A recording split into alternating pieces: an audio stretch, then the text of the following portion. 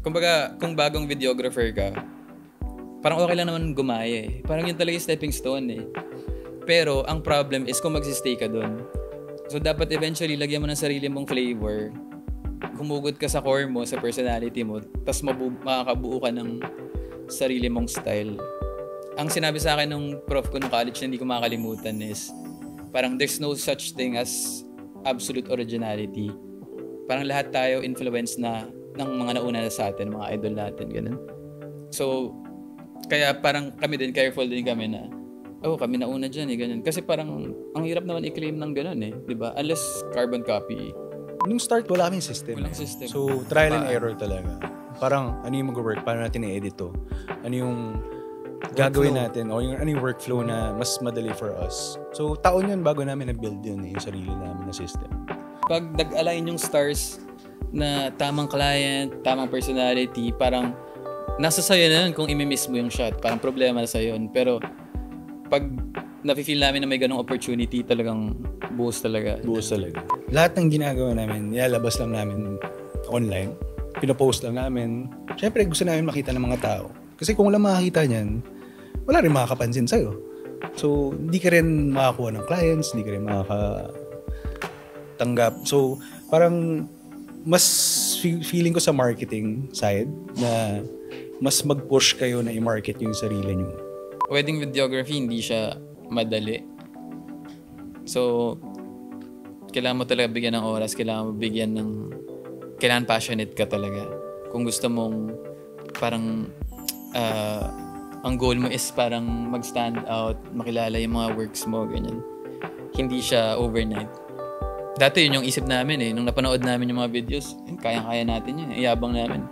Nung first wedding, hinampas kami ng realidad eh. Banu natin. Sobrang layo pa pala natin doon. What is up? Welcome to another episode of Monochrome Podcast. This is Marvin de Guzman, your host. And for tonight, makakasama natin ang one of the top wedding videographers sa Pilipinas. Ladies and gentlemen, please welcome Alessia Almario and Patrick Benitez of Treehouse Story.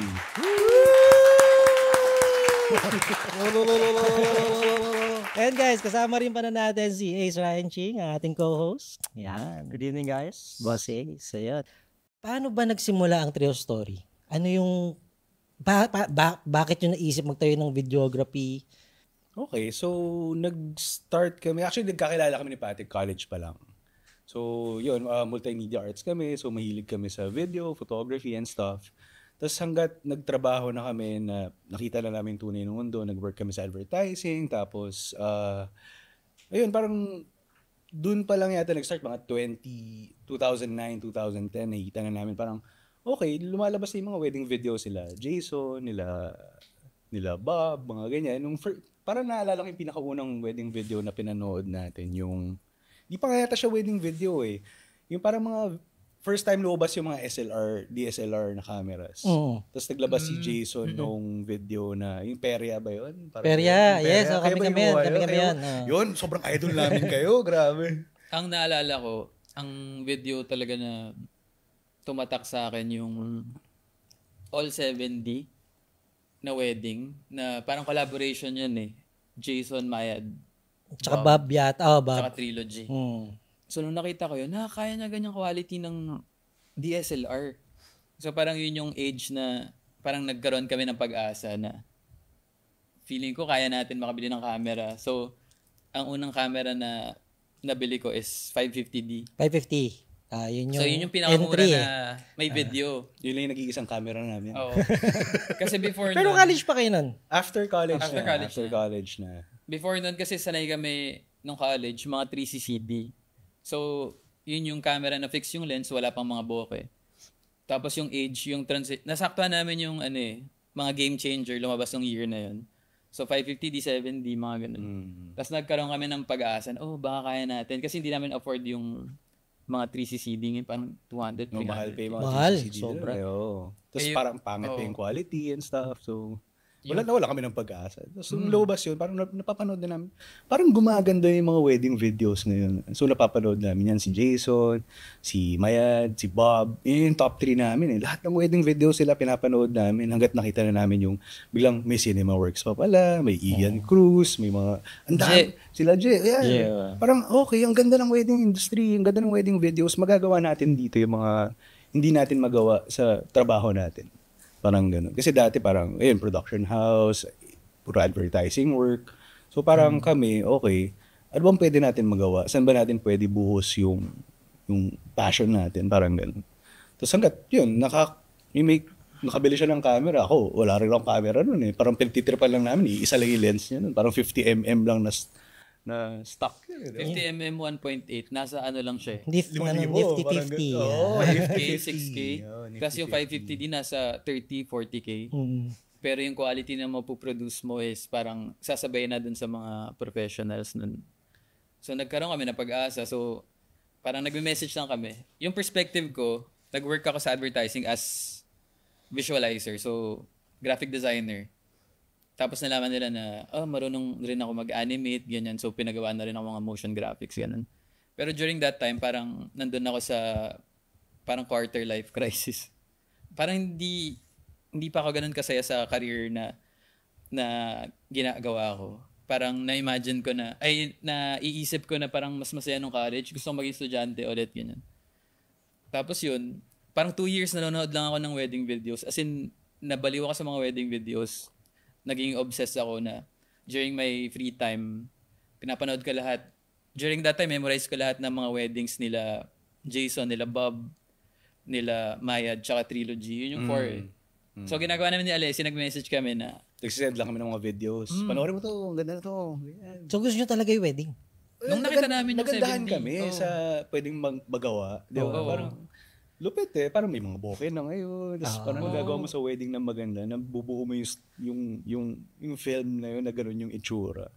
Kasi dati talaga wala eh. Mga short film namin dati, mukha lang mga old school videos lang eh. Pero nung nakita namin yun, parang ang dami natin pwede magawa dito. Parang gano'n. So, tsaka ako i-stock ko lahat ng So kung gusto mo, kung papasok ka sa industry na yun, in-stock ko yung mga players eh. Sino ba yung nasa top, ganyan. So, na-discover namin nga yan sila Jason. CinemaWorks, in-stock ko rin yung page mo eh. Kasi, bata pa ako nun. during that time, ang pinapanood lang namin, ang una namin na Discovery Apat. Tapos parang, sige, kaya din natin yan, ganun.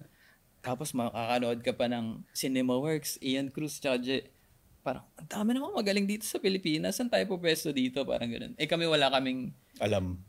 Parang ang ginagawa ko, nanood ng video, tapos parang dinidecipher ko paano ginawa yung ganun. Kasi nung 2010, wala pang mga workshops na maayos. Wala pang ganito, wala kang pagkukuha na ng information. So parang manonood ka lang ng videos, pinipirata natin yun, naalala. Pinipirata namin lahat. So, ginagaya namin lahat yun. Vimeo time pa yun. Download namin, tapos may folder. Yung video maker pa yun na forum. So doon pa kami nag-research dati. Wala naman kaming kilala sa industry. So wala rin kaming matanungan, mga ganyan. So every time may chance kami na makakilala ng mga videographers, talaga ini-interview namin. Like for example, yung isang videographer na pinagbilan namin ng first na jib namin, na crane. Tapos, parang... Sino yun? Arvin Lagunoy. Si Arvin. So may binibenta siya, mura lang na crane, na isang buo. Tapos, pagdating namin sa kanya, buong gabi, pinagkwentuhan namin, ano mong meron sa wedding industry, ganyan. Kamusta? Tapos, from there, tapos nung nakita ko nga yung poster na to, pupunta kami dyan. Pupunta ba kayo? Pupunta kayo dyan? Pinapanood pa namin yan. Sabi namin, paano yun? Tinatry namin kilalanin, parang, tapos pag nakikita namin kayo, nasa starstruck kami. Naalala ko si Jason, nakita natin sa Mercato, sa BGC pa nun.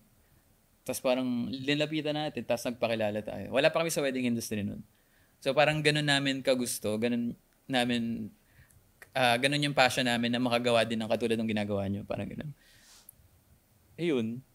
Basta lahat kayo, CinemaWorks ka pa nun eh. Diba? Paano yung sinabi na mag-quit na ako sa trabaho tapos magtayo na tayo ng studio na sarili natin? Or pinagsabay nyo siya habang nag-work kayo? nung panahon na nagsa-start pa lang kami, freelance kami pareho. Freelance pa ako noon. So, production house, nag-work ako parang music videos, As what? shooter, editor, lahat. All around. Tapos, sinasama ko na rin siya. Siya yung motion graphic artist ko. So, yun, project lang muna kami. Tapos hanggat nag-start na kami ng Treehouse, sige, shoot muna tayo ng videos. Tapos parang, first client pa namin noon, puro office mates lang. Office mate ko, first client, tapos biglang naging boss ko. Tapos parang nung after noon, nung medyo dumadami na, siguro nakasampu na siguro tayo. Ayun, kita tayo trabaho, lipat na tayo, pagsama tayo ng bahay. So nag-rent na kami ng condo, nagsarili na kami. Nag-offer kami sa nagsimula kami sa mga kakilala. So ang first ever namin na nabook na sumugal sa amin is parang bandang May pa yung wedding. Pero parang officially yun yung first booking. Pero ang first wedding na na-shoot namin is 10-10-10. 10-10-10. Tapos ang pangalan ng groom is 10-10. 10-10. Oh, galing. Sharon and 10-10. Kaya pala sinerte rin kayo, no? Oo, tapos yun yung unang gamit namin nung jib na binili namin kay Arvin. Wedding ni ano yun? Jib na yun Jib na one piece. One Pero piece. 12 feet. during that time, may binibenta na ako napuputol. So imagine yun, nilagay namin sa sasakyan namin yung ganun kahaba. Nasa revo pa lang kami noon. Nakaganon yung ulo ko noon. Tapos isang break mo lang, babasag na yung windshield kasi nilagyan lang namin ng parang basahan dun sa windshield. Tela. Hanep. Tapos, yun, sariling talaga. Yung first wedding na yun, yung 10-10-10, doon namin nakilala si RC. Si RC. Si RC Lisan. RC photographer. Lisan. Siya yung photo nun. Siya yung photo nun, kaibigan niya yung couple. So, first wedding nyo, tapos nag-quit kayo ng trabaho, tapos nag-invest na kayo ng gamit, ganun ba talaga kayo naniniwala sa wedding nung that time? Hindi pa tayo nag-quit ng 10-10-10. Hindi pa kami nag-quit noon. Siguro mga after 1 year pa. One year Hindi, pa. mga after, nag-quit ako mga Feb 2011. So mga 3 months? Nag-quit kami ng, ang bookings namin siguro 3 lang. Nung 2010. Wala pa kayong bookings. So, sabay ng freelance plus, yun, pero wala pa kaming pangalan nun. Pangalan na namin, Alessia Almario, Patrick Benitez. Yun yung nasa dulo. So, wala pa kaming maisip eh. So, And so with that, Thank you guys. thank for- you. Salamat. tinapos na natin bigla. Saan ang galing yung logo nyo? Kasi ang ganda ng logo nyo eh. Ano yun? Paano nyo naisip na Treehouse? 2011 pa yata tayo nagka-logo. December yun eh. Wedding nung tito nung kaibigan namin. So, yun. Parang sa Baguio yun. Tapos parang kailangan siguro natin ng logo. Parang, pero may naisip na kaming pangalan. So ano yung right unang... then and there, doon niya ginawa sa Baguio. Before nung night before nung wedding, ginawa niya yung logo. Tapos ever since, yun yung naging logo. Hanggat nagpalit lang, nag-rebrand na kami. Sobrang catchy kasi nung Treehouse eh. So, paano niya naisip yung Treehouse? Or hindi pa yun yung unang yung pangalan? Yun ay unang name. Yun na. So naisip kasi namin, nung time na yun, parang puso yung, kung sino yung studio owner, yun yung name. Or kaya mga digital, Yes. Digital video, studios, ganyan. Kailangan natin maiba. Kailangan maging catchy sa mga brides, mga ganyan. So, mag-isip ka ng cute na name. Isipin, parang ang tagal namin nag-iisip. Parang dahil pa namin isip na pangalan. Parang orange something, mga ganyan. Parang, Film parang canister, mga ganun, mga related sa film. Iba-iba. Tapos nung nabanggit yung Treehouse, bukod sa 3 kami nag-start eh. Si Angelo yung isa. Ayun, nasagot na yung... Ayan, sasagutin na yun po yung nagtanong ng ba't dalawa lang? Ba't dalawa lang? 3 kasi kami dati. So Treehouse talaga. 3. So, 3 talaga. Parang So, trilogy. Oo, idol namin yung trilogy nun eh. So, tawag dito, bakit Treehouse? Bakit Treehouse? Kasi, bukod sa, gusto namin yung story, nung time na yun, wala namang story eh, na mga studio name. Pero parang ang ganda ng salitang story. Tapos yun din yung vision namin na gusto namin ipalabas, which is story. So, nag-end up kami Treehouse Story. So Treehouse kasi parang yung concept ng, nung bata ka, parang bahay-bahayan. Kung paano ka magkwento during bahay-bahayan is, kung paano ka mag-isip limitless. Parang, paglaki ko, gusto ko maging astronaut, ganyan. So parang, yun yung gusto naming concept na makuha is, parang this is your Treehouse Story. Ito yung pinangarap mo na nung time na hindi ka pa na-hit ng reality na feeling mo immortal ka, na hindi ka masusugat, parang ganun. Get that. So parang ganun yung namin, yung concept behind Treehouse Story. Tanong ko kasi parang kayo ba yung nauna na naglagay ng story sa pangalan? Kasi before yan, digital video, videographer or film, Sine. yan, ganun eh. Kayo ba yun? Ang hirap sabihin yun pero during that time, sa radar namin, walang gumagamit ng story. Like yung mga inspiration namin. Ganyan. Parang total disconnect siya sa kasi industry. ang weirdo eh. Treehouse Story. Parang wala naman na videographer ito. Diba? Ayun nga eh, di ba? So parang isip naman brand name. Pwede naman maging brand name. Ang Nestle ba, chocolate ba talaga siya or mga ganyan. Yung malayo. Pero parang pag sinabi mo, ang sarap sa dila. Ibang klase kayong mag-isip ng concept ng ng mga pre-wedding hanggang ngayon naman, di ba? Yun nga yung nagiging trademark nyo. Meron pa kayo ngayon yung mga action films. Di ba? Mga action films. So, hindi nyo pinabayaan yung trademark nyo na yun.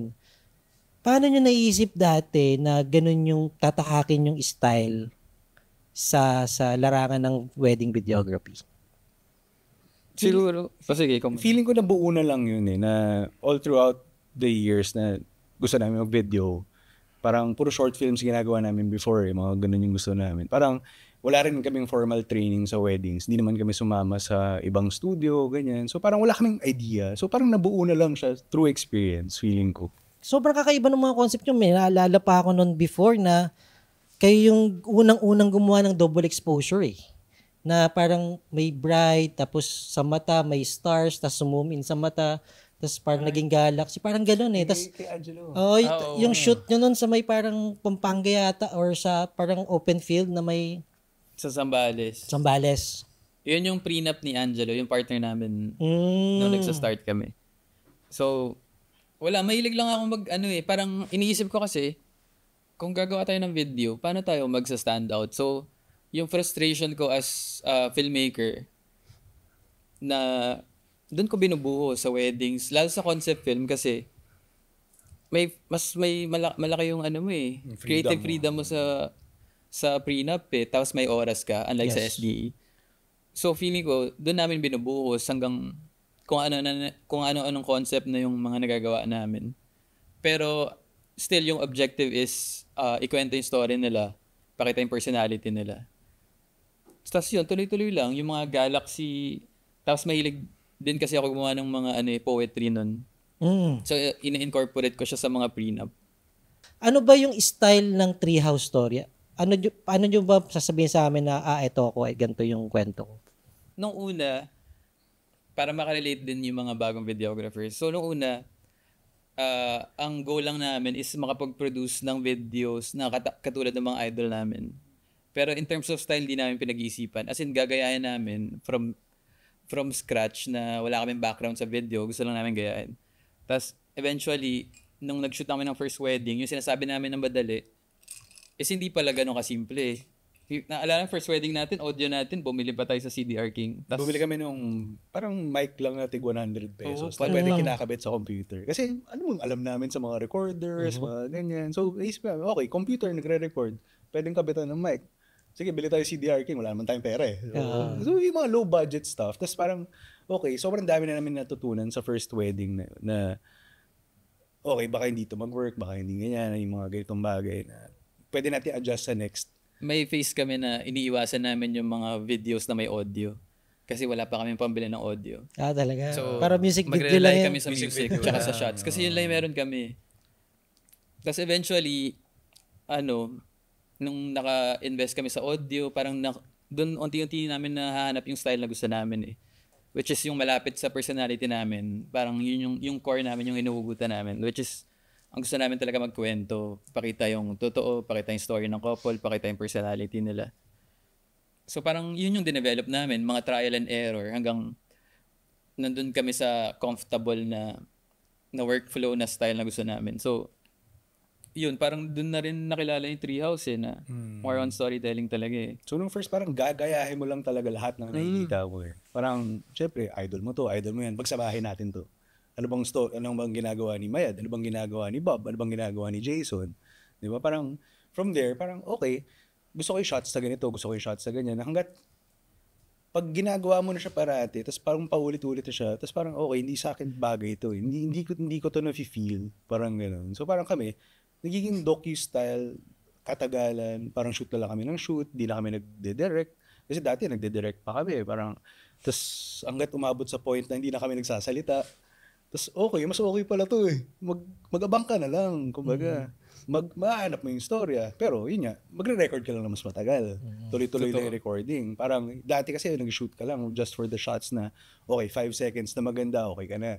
Ngayon, parang kahit di maganda yan, basta makunan mo yung moment. Yung moment na hinahanap namin. Kumbaga. So, anong nangyari? Yung bagay na allergic kami at first, which is yung audio, dahil wala kaming audio equipment na maayos. Parang ngayon, yun na yung main tool namin as storytellers. Parang audio first before yung video. So, parang ang ginagawa namin sa SD or sa mga prenup video is collection ng audio.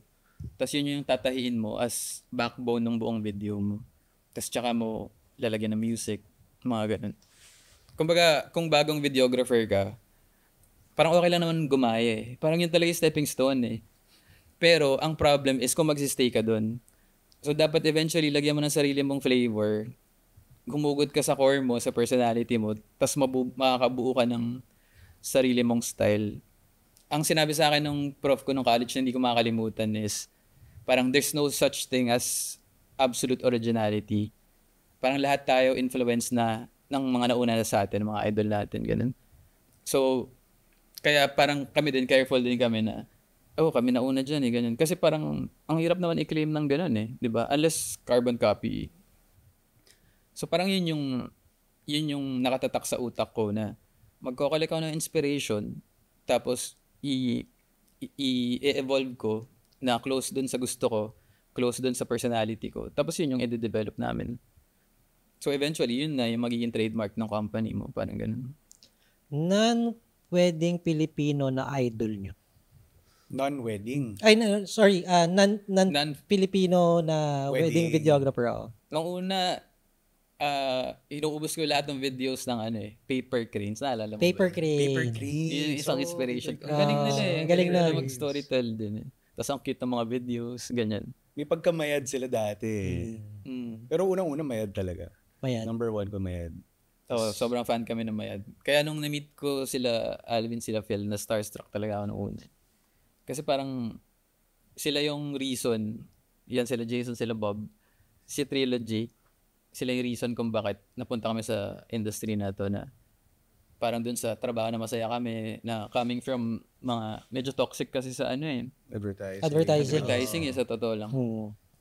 Tapos nahanap namin tong wedding industry, tapos nakaka-produce kami ng gusto naming type ng video. Parang na-enjoy namin. Parang nung una struggle, di ba parang struggle naman talaga sa start, parang walang pera, ganyan. Pero pag tinatanong ako tungkol doon na ang hirap mag-start ng business, parang pag naglo-look back ako, parang andali eh. Kasi parang kahit wala kaming pera, ang saya-saya lang namin. Basta gusto mo yung ginagawa mo, I think. Kaya magandang siya eh.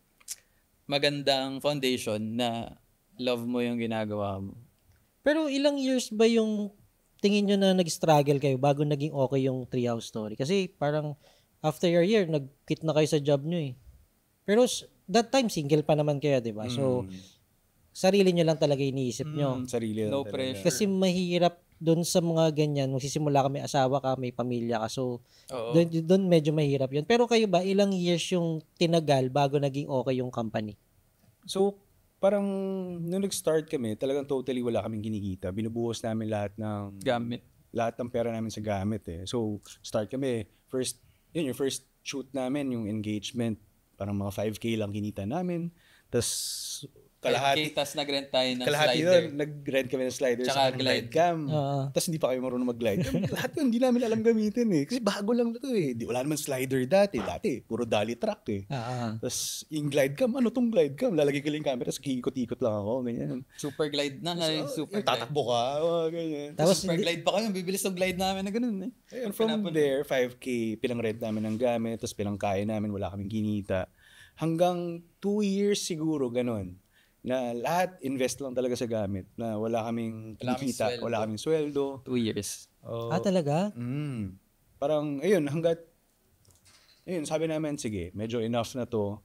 Pwede tayong kumita siguro. Kasi, medyo nakukompleto na namin yung gamit eh. May kompleto ni mga cameras, kompleto ni lenses, may mga tripods. Ayun, mga ganun, katagal. 2 years din. 2 years, no? 2 years, so 2 years. Pero hindi namin naramdaman na mahirap kahit parang sagad na yung bank account namin that time. Parang naglalaro lang kami. Kumuha kami ng condo. Parang gagawin naming office. Hindi rin namin alam Magrenta, paano rent babayaran. lang. Tapos wala naman kaming booking. Parang gano'n kami ka. Ang booking namin, 1 in 3 months, 2 months, Hindi, ganyan. inisip ko nga yung kwento nyo kasi parang nagsisimula pa rin kayo doon sa advertising tapos nag-quit kayo tapos biglang nagtayo kayo ng business eh. Parang, sabi ko, parang hirap nun ah. Kasi ako nag-freelance ako before eh. Parang, di ba, shoot muna ako sa iba't ibang studio para kung habang binibuild ko yung studio ko na wala pang booking or pa isa-isa lang, nagsushoot ako sa iba. Ganon din kami. Oo, ganun din. Nag-freelance din kayo before? Sa Advertising. Pero hindi Advertising. nagmo-motion graphics ako sa Fireworks, Libernet, diba? Mga ganong clients. Tapos, yung kung anong kinikita doon, yun yung panggastos na. Araw-araw namin. Tapos yung lahat ng nasa weddings na kinikita namin, buo sa gamit. Buo sa gamit. Buo sa gamit. Paano binago ng wedding ang buhay nyo? Well, ngayon kasi parang kung titingnan mo, mas may freedom ka na gawin yung gusto mo than working for someone else na kunyari advertising ka nagtatrabaho. Parang okay, trabaho lang to eh. Hindi siya yung parang passion mo, hindi siya yung gusto mo gawin, hindi siya yung oras mo, ito sa'yo, ikaw mamimili ng oras mo. Parang naging business owner ka bigla na hawak mo na yung oras mo, hawak mo na yung gusto mong kliyente, nakukuha mo na yung gusto mong gawin. So parang, kaya din siguro kami tumagal ng gano'n na, kasi gusto namin ginagawa namin eh. Hindi siya yung parang napipilitan ka lang gawin. Parang gano'n. Sa akin, malaking tulong yung wedding industry kasi parang bukod sa naging ito na yung trabaho namin for 15 years, almost 15 years, is parang hindi ko siya masyadong ramdam na mahirap. Kasi parang coming from yung trabaho na parang na-burnout ako na hindi ako masaya. Tapos na-discover kay wedding industry na sobrang masaya ako, sobrang na-enjoy ko. So parang bonus na lang yung ano. Wala kaming pakialam sa pera eh. Wala naman kami, nung una, wala naman kaming talaga tayong kinikita nun eh. Wala talaga. Pero ngayon, syempre, may mga pangangailangan na. So bonus yun na nababayaran ka for your passion, ganyan. Pero para sa akin, parang niligtas ka dun sa dun sa time na sobrang down mo. Tapos nahanap mo yung bagay na ang saya-saya mong gawin. Saya-saya mo mag-isip ng bago, ganyan. Sobrang inspired ka. Na-burnout na ba kayo sa ginagawa nyo ngayon? Sa advertising, dati sobra. Sa wedding? Sa wedding, siguro, nakaka-burnout siya pag mga bare months. Kasi tuloy-tuloy siya eh, di ba? Na araw-araw, yun yung ginagawa mo, paulit-ulit. So hanggat parang na-feel mo lang na, okay, kailangan ko lang maging consistent. Taon-taon, ganito naman yung nangyayari. So, kailangan ko lang malagpasan to. So, okay na ako ulit. Every year, mafe-feel mo yung burnout eh. Siguro dahil sa pagod na rin. Pero parang nabubuhay ulit yung kaluluwa mo pag may naiisip ka na bago, tapos na-execute mo. So parang yun din yung pinanghahawakan ko na hanggat masaya ako sa ginagawa ko, masaya ako gumawa ng wedding videos. Parang bakit mo bibitawan? Hanggat kaya ng katawan, ganyan. Bakit hindi pumasok sa isip nyo maging freelance sa wedding industry or mag-shoot for another studio? Ba't hindi nagkaroon ng opportunity? Well, wala rin kaming kilala nun eh. Parang na-intimidate din kami sa kila Bob, kila Jason. Kasi ang gagaling na ng mga to eh. Paano tayo lalapit, di ba?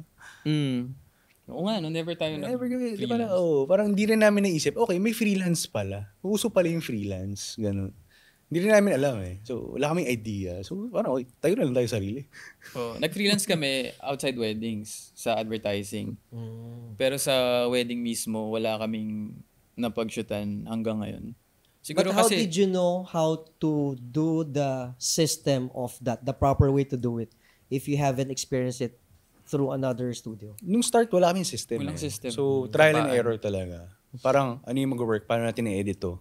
Ano yung gagawin natin? O ano yung workflow na mas madali for us? So, taon yun bago namin na-build yun yung sarili namin na system. So, yun. Parang ganun. So, kaya, okay. Kaya rin siguro iba yung dating ng videos dahil hindi rin kami nasanay sa ibang tao. Na nadala lang ng kakapanood, na ano yung gusto mo, ano yung babagay sa atin. Mga ganun. Tapos minsan natututo kami sa freelance namin. Nung first few years, hindi kami nag-hire ng freelance. Tapos nung nag-hire kami, ang dami namin natututunan sa mga freelance. Ganito pala dapat gawin to. Kasi yung mga hina-hire namin, mas veteran pa sa amin Sa wedding. sa wedding. So ang dami din namin natututunan sa kanila. How do you keep the bond between you, among the company, team members, the camaraderie, the friendship, through the years since you started 15 years ago? Ang daming times namin na nag-aaway, nag-argue. Dahil syempre, parang nagiging totoo na from naglalaro lang kami, nag-enjoy. Parang nagiging business talaga siya. May mga tao na kami na kailangan buhayin, pasweldohan. So parang ang daming room for na mag-argue kayo talaga. Pero parang dumadaan lang siya kasi siguro love namin yung yung ginagawa namin, yung core, yung binuo namin parang hindi basta-basta masisira ng mga ganun challenges lang. Parang ang goal namin is mas palakihin pa yung team namin. Padamihin kami, maduplicate si Alessi. Siguro yung culture din, like kung kami magkakasama, parang dapat parang magkakabarkada lang, magkakaibigan lang.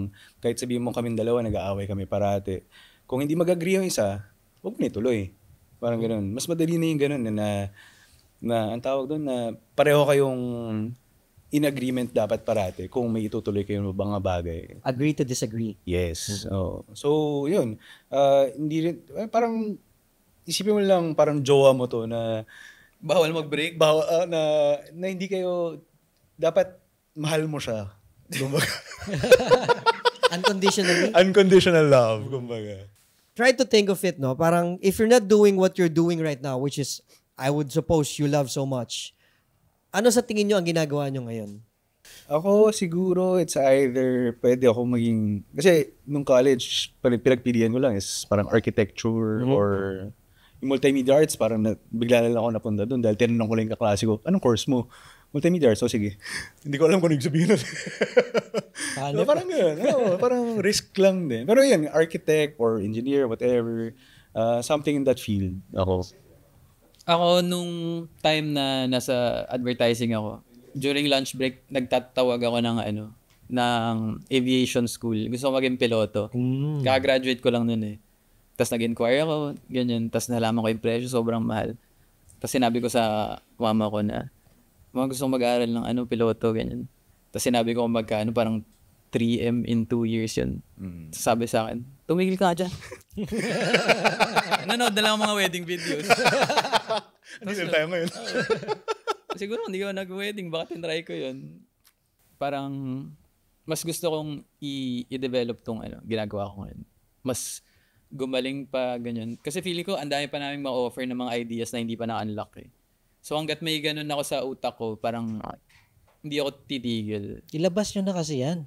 Ang hirap ilabas minsan eh. Ang hirap mag-isip ha. Ang hirap din mamili ng kliyente na pagkagawin. Oo nga, di ba? Ilabas nyo na para magaya ng iba. Hindi, kasi ganito yan, bro eh. May mga baon ka in mind Okay. na gusto mong gawin. Pero, hindi mo magawa rin sa kliyente kasi hindi siya yung tamang gawin. Hindi sa bagay, hindi siya yung tamang kliyente para dun. For sure naman, magagawa din naman niya yun. Pero, mayroon kang parang, hindi siya yun eh. Hindi siya yun. So, mas bagay sa kanya tong gantong konsepto. Parang ganun. So parang nag-aantay lang din Totoo. kami ng tamang tao na Ibabagayan talaga lahat. Pag nag-align yung stars na tamang client, tamang personality, parang nasa sayo na yun kung imi-miss mo yung shot. Parang problema na sayo yun. Pero pag nafe-feel namin na may ganong opportunity, talagang buhos talaga. buhos talaga. And So, speaking bagong of concept. bagay and stars, may nagpadala ng 1,000 stars kasi bagay daw kayo.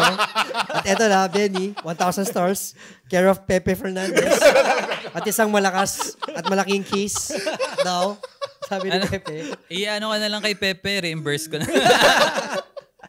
Laplapan daw, walang mali siya, sabi ni Pepe. 5,000 stars yan. Actually, dumami yung views natin. Kanina, 220,000 lang. Ngayon, mga 250,000 na nanonood. Grabe. Dahil doon sa Kiss, nung sinabi natin na magkikiss ka. Sa kissing scene. Oo. Pero yun tama parang marami tayong idea in mind eh.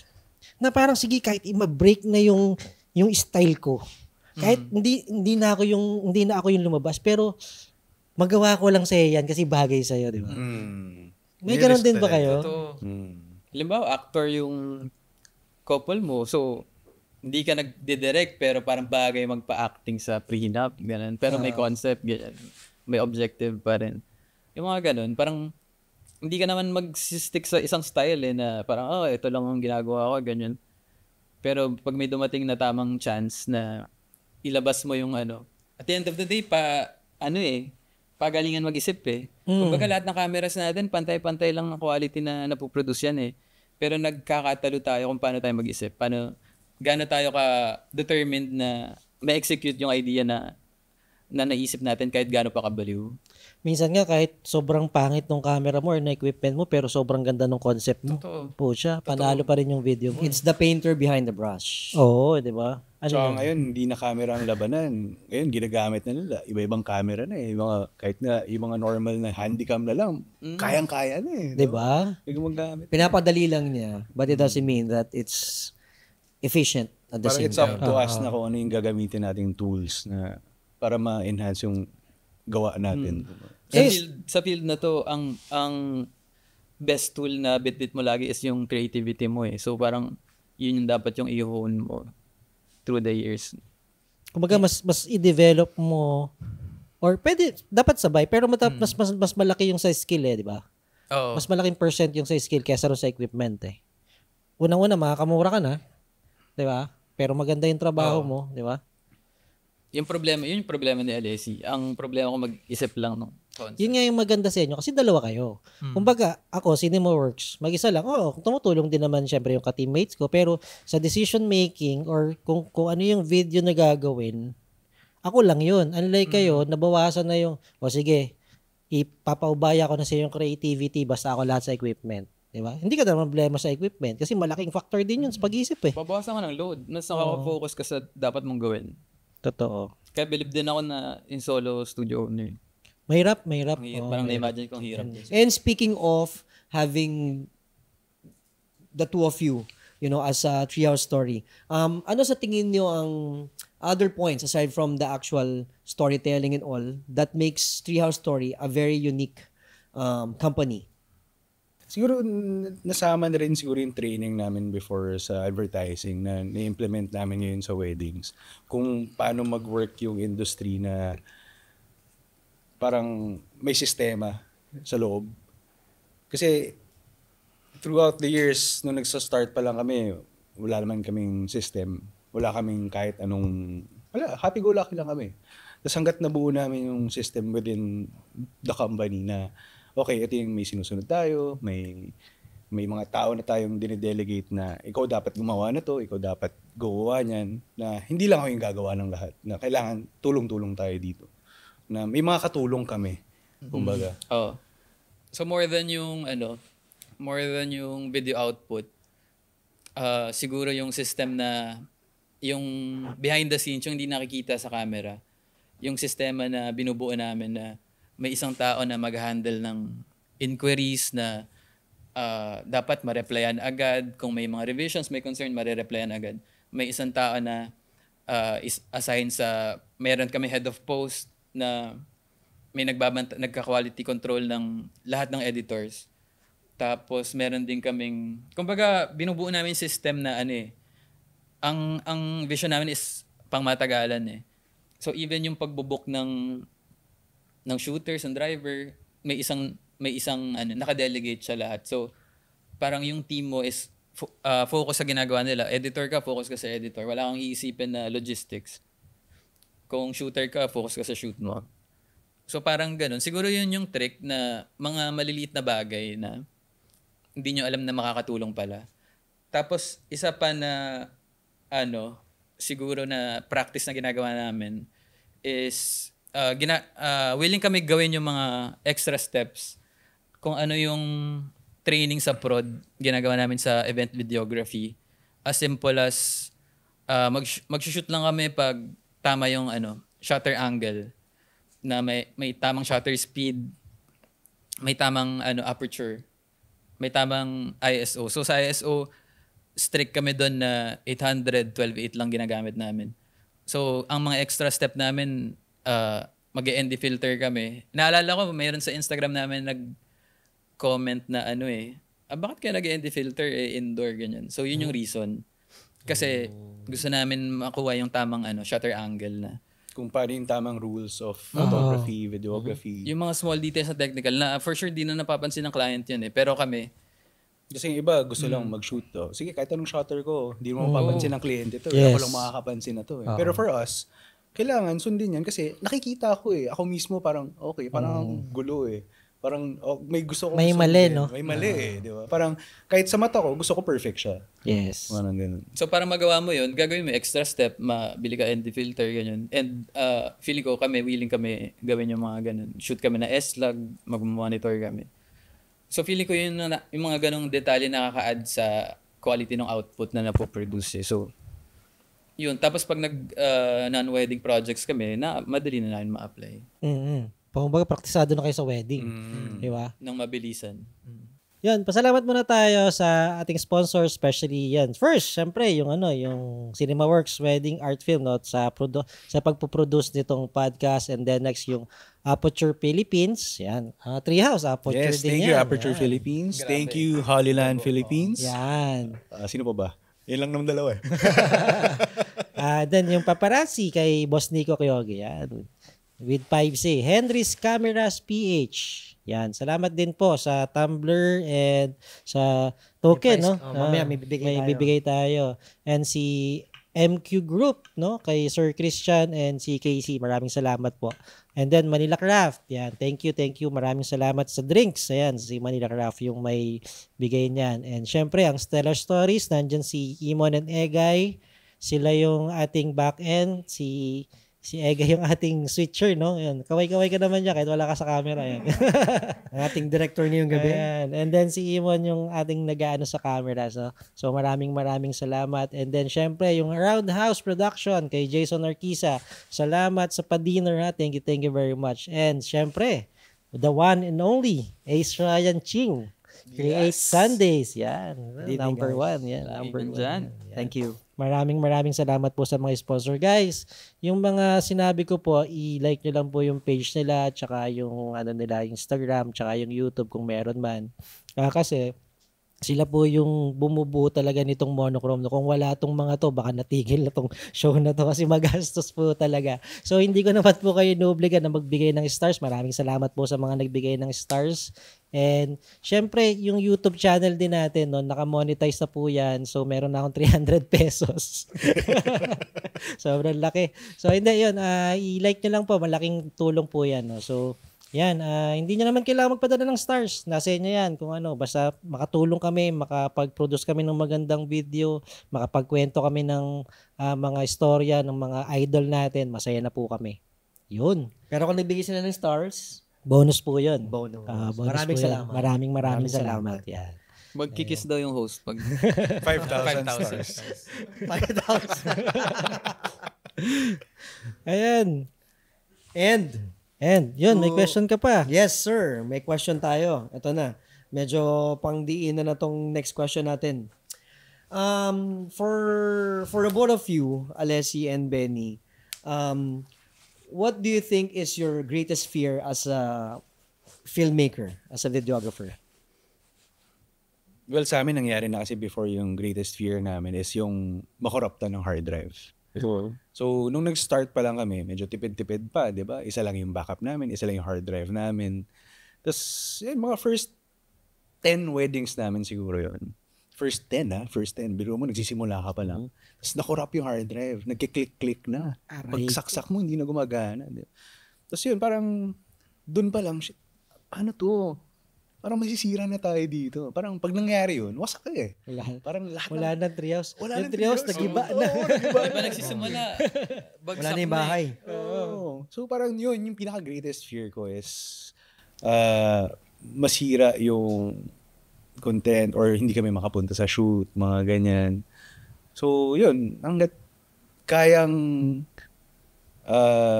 solusyonan, gawa ng paraan para hindi mangyari, gagawa na naman ng paraan. For example, kung nasira yung hard drive mo, dahil anong gagawin mo next time? Mag-double backup ka na. Gumastos ka na. Wala pa kasing budget sa hard drive, so single hard drive lang kami. Tas talaga? Nagloko yung isa. Siguro mga 6 na weddings yan na. Mga 10. Tapos may mga lawyers pa. Charap. Sarap, diba? So, hindi namin sinabi na nakorap, di ba? Siyempre, trinay pa rin gawa ng paraan. Tapos, sobrang kabado na namin na, okay, mukhang maghahanap tayong bagong trabaho. Hirap na ako matulog nun eh. Kasi lagi yung iniisip eh. Months yun eh. Tapos, kung saan kami nakakarating na yung affordable na recovery, walang may kaya. Tapos hanggang nag-give in na kami dun sa States, may kaya daw gumawa. Sa Seagate na mismo. Pero parang 150K, 120K. Mga 160, ganun. So, ganun. Tapos wala kaming pera nun. Wala kaming pera. Wala nga kaming bookings eh. So, parang ngayon, sige, lagay natin lahat ng natira natin pera, kahit pares na lang kainin natin sa baba. So, yun. Hanggat buti na lang, na-recover. Almost 90%. Mga 90%. Sa edit namin, na-deliver namin. So, yun, natuto na kami. Tapos, ang sarap ng feeling. Kahit ubos yung bank account mo. Sarap ng feeling. Na hindi na mauulit to, ganyan. So, double backup na, nasa tamang lalagyan na, nasa dry box na, ganyan. Yan, ako din. Yung mga lente ko nasa labas. Yung hard drive ko lahat, nasa dry box. So, yun yung pinaka-inaalagaan. Ano yung future plan nyo sa Treehouse, sa company? Well, plan namin is like, lumaki pa yung team. Aside from weddings, syempre gusto rin namin lumaki yung corporate arm namin, mga corporate videos, events and stuff. Tapos syempre ibang businesses pa na pwedeng makatulong din sa lahat ng tao namin. Kasi kailangan namin, ang dami na naming pasweldo eh. So, Oo nga eh. Grabe. Ang laki-laki ng... Ilang wedding ba kayo isang araw? Ngayon hanggang 2 lang. Dalawa lang. Tapos may yung corporate. So yun, maglo-launch kami ng ng bagong name para ihiwalay namin corporate sa wedding. So yung Treehouse sa weddings. Tapos bumuo kami Hatch House Creatives. Hatch House Creatives. So mag-cater sa mga non-weddings. Non-weddings, mostly events, corporate videos. In line of videos pa rin naman talaga. Ganun. Ba't nag-create pa ng... Kasi mostly lahat ng... Ang Treehouse kasi parang naisip nila weddings mostly ginagawa na to eh. Diba? Ang dami nag-inquire sa amin na corporate clients na okay, Treehouse akala ko weddings lang ginagawa nyo. Gagawa pala kayo ng ano. So, ginawa lang namin ng iba. Para maiwasan yung kalituhan. Kasi di ba parang yung ginagawa ko, ginagawa nyo, nakikita ko yung Nike, dami yung ginagawa advertising. So ever since kasi, di naman namin siya pinakawalan. Nandun pa rin naman kami sa advertising world. So, ayun, mostly corporate events and real estate. Parang hindi lang namin siya napupush sa Treehouse din kasi hindi namin siya na-advertise. Kasi, syempre, mostly weddings binabato namin sa Treehouse. So, ibahin na lang namin yung brand. So, ilagay na lang natin siya under this arm. Kumbaga. Kailan lang launching nun? Soon siguro, pero matagal na namin siyang ginagamit. Okay. Hindi lang namin siya nala-launch pa. Okay. So, pero ngayon, ila-launch na Launch namin yun na siya. para may party tayo. Sige. Gusto mo yung party, Abangan nyo. Hindi ko lang sure kung makakapunta kami, pero... Bakit? Kasi lagi kami pupunta. Okay. Always present sa lahat ng events Ganun ako magmahal. Always present. Okay, sana nakikinig ka. Anyway, natry...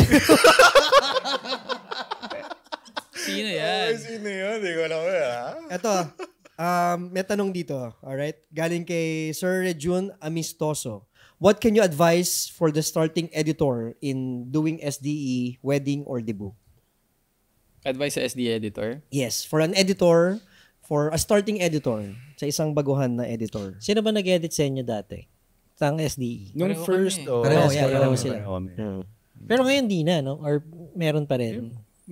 Papitik-pitik, pero may mga editors na kami. Para kami, doon kami sa field halimbawa, si Quim, nagsimula siya, ano yung in-advise nyo sa kanya? Siguro advice is, kung SD editor ka, dapat kilala mo yung shooters mo. dapat sync kayo before nung shoot. Alam nyo yung goal nyo that day. Alam nyo yung requests, mga do's and don'ts ng couple. Parang di lang kayo sasabak doon na kung shoot lang kayo ng kasal. Dapat alam nyo rin yung notes eh. Kami may notes kami. Nami-meet namin before the event yung couple. Tapos may notes kami. Anong request niya? Ayaw niya magsalita. Ayaw niya ng interview. So, ganun. So, tsaka mo maiisip anong type of video yung mo. Paano yun tayo? Cut kita, sorry. Kasi di ba yung style nyo is merong interview. Paano yun pag ayaw nila nung mga ganong... Actually, sinasabi sa inyo ahead of time? Lagi namin tinatanong kung comfortable sila sa interview. Kasi parang sa amin, bonus lang yun eh. Kung may vows ka, kung nagka-capitalize ka sa audio, kung may vows ka, enough na sa amin yun eh. Bonus lang kung may interview. Pero kung hindi sila comfortable sa interview, which is madami kami hindi in-interview, okay lang. Parang hindi siya makakabawas sa quality.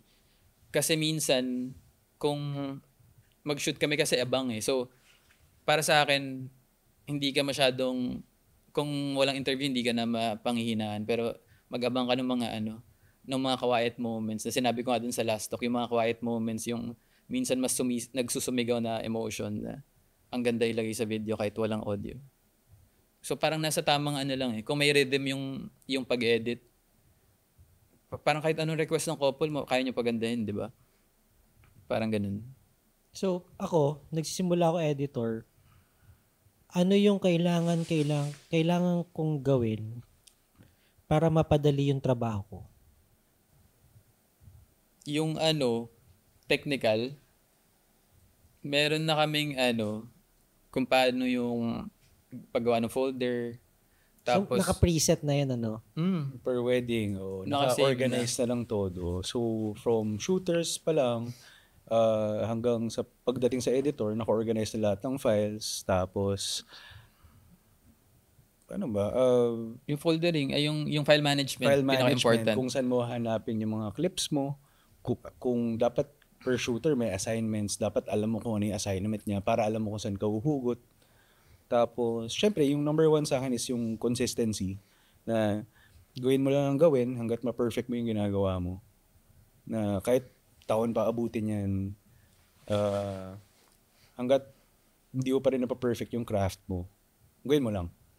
And is it also applicable kung yung editor, freelancer? For us, hindi nag-work yung freelance na editor. I mean, like, what do you think is your advice naman na mabibigay? Sa mga freelance sa mga editors. freelancer editors.